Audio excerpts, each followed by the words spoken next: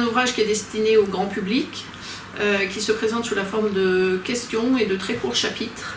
Et ces questions, elles proviennent du grand public, justement, des visiteurs qui sont allés au Musée de l'Homme, voir l'exposition dont on a été commissaire scientifique, Evelyne Heyer et moi-même. Et on a voulu prolonger cette exposition et approfondir un petit peu certaines questions, mais en restant sous un format très court, très accessible au grand public.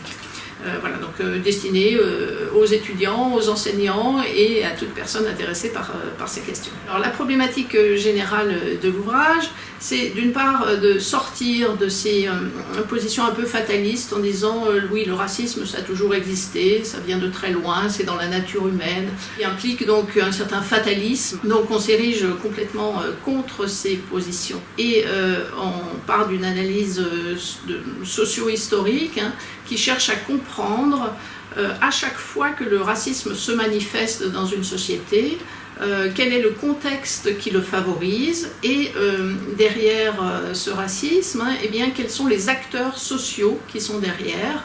Donc on interroge en fait les enjeux économiques, politiques, sociaux qui font qu'à un certain moment donné, eh bien, des acteurs activent certaines catégories et les stigmatisent.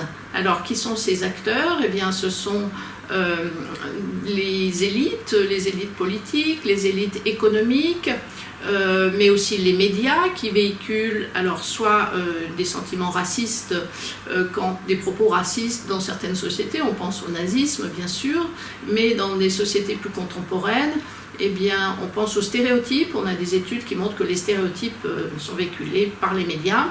Et puis, dernier acteur, eh bien, c'est la société civile. Et là aussi, avec les enseignements de l'histoire, on peut mieux comprendre le présent et voir comment la société civile, parfois, elle résiste, parfois, elle attend et parfois, elle profite de ces idéologies racistes.